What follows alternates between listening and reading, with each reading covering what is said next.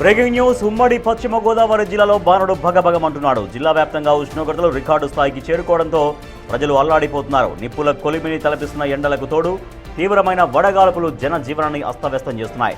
బయటకు వెళ్లాలంటేనే భయపడే పరిస్థితి నెలకొంది. అత్యవసర పనుల మీద వెళ్లేవారు టవళ్లు, టోపీలు, గొడుగులతో ఎర్ర నుంచి రక్షణ పొందే ప్రయత్నం చేస్తున్నారు. చిన్నపిల్లలు, వృద్ధులు అప్రమత్తంగా ఉండాలని, అత్యవసరమైతే తప్ప బయటకు రావద్దని వైద్యులు సూచిస్తున్నారు. మరి జిల్లాలో క్షేత్రస్థాయి పరిస్థితులు ఎలా ఉన్నాయి? ఎండల తీవ్రతపై వాతావరణ శాఖ హెచ్చరికలు ఏంటి? మరిన్ని వివరాలు మా ప్రతినిధి శివసాగర్ అందిస్తారు.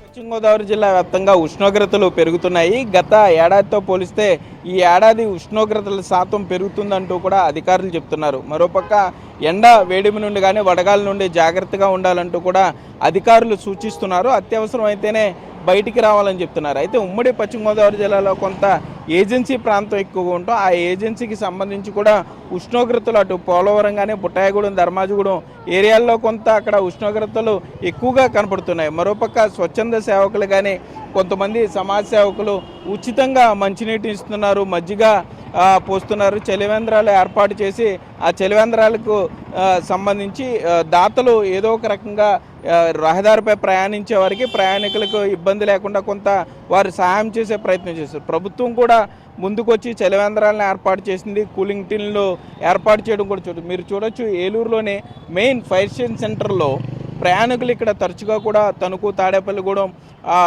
కొవ్వూరు వైపు, రాజమండ్రి వైపు వెళ్ళే ప్రయాణికులు ఇక్కడ ఎక్కువగా నిలబడుతూ ఉంటారు. అయితే ఎండకి వారు తట్టుకోలేకపోతున్నారు, కనీసం నుంచోలేకపోతున్నారు. బస్ స్టాప్ సౌకర్యం లేకపోవడంతో దాతల సహకారంతో ఆ దుకాణాల ముందు, ఆ షాపుల ముందే కొంత ఆ గ్రీన్ మ్యాట్ ఏర్పాటు చేసి కొంత నీడను కల్పించే ప్రయత్నం చేస్తున్నారు. ముఖానికి మాస్కులు ధరిస్తున్నారు. మరోపక్క బయటికి వచ్చేటప్పుడు బార్లీ నీళ్ళు కానీ లేకపోతే మంచినీరు కానీ లేకుండా బయటికి రావద్దంటూ కూడా అధికారులు చెప్పే ప్రయత్నాలు చేస్తున్నారు.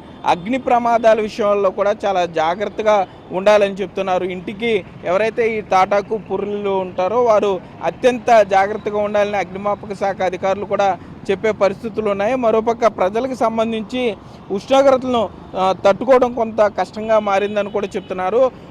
వాహనదారులను మాట్లాడించే ప్రయత్నం చేద్దాం.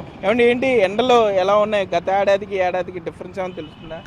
ఎండల తీవ్రత అయితే ఇంకా చాలా ఎక్కువగా ఉన్నాయండి.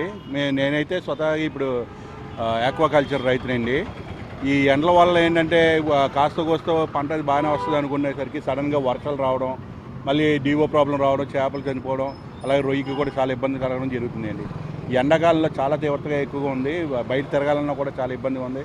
ఏమన్నా పనులు చేసుకోవాలంటే పొద్దున్నే తెల్లవారుజామున చేసుకోవాల్సి వస్తుంది. 9 10 క్లోజ్ చేసుకోవాల్సి వస్తుంది. మళ్ళీ తర్వాత ఈ ఎండలకు ఎక్కువైపోయి సాయంత్రం పూట ఎప్పుడో పెట్టుకోవాల్సి వస్తుంది తప్ప రోడ్ల మీద రావడం కూడా ఇబ్బందిగా ఉందని చూస్తున్నారుగా. ఇప్పుడు చాలా ఇబ్బందిగా ఉంది. మనం చూస్తున్నాం ప్రజలు ముఖానికి మాస్కులు పెట్టుకుంటున్నారు, టోపీలు వాడుతున్నారు. కొంత గతంతో పోలిస్తే కొంత అవగాహన కూడా కలిగిందనే చెప్పుకోవచ్చు. మరోపక్క సీనియర్ సిటిజన్లు ఈ వేడి గాలులకు ఇబ్బంది పడే అవకాశం ఉంటుంది. ఆ వడగాలులతో ఇబ్బంది పడతారు కాబట్టి వారు కూడా అత్యవసరమైన బట్టి ఉదయాన్నే పనులు, బయట పనులు ఏమైనా ఉంటే ఉదయాన్నే చేసుకోవాలి, లేదా ఎండ తగ్గిన తర్వాత సాయంత్రం నుండి చేసుకోవాలని కూడా అధికారులు చెప్పే పరిస్థితులు ఉన్నాయి. కొంత ఏవైతే ఈ పక్షులు కానీ లేకపోతే పశువులకి సంబంధించి కూడా చలివేంద్రాలను ఏర్పాటు చేసే దిశగా ఇటు జనసైనికులు పవన్ కళ్యాణ్ పిలుపుతో ముందుకొస్తున్నారు. అక్కడక్కడ పశువులకు సంబంధించి నీటి తొట్టిల ఏర్పాటు చేస్తున్నారు.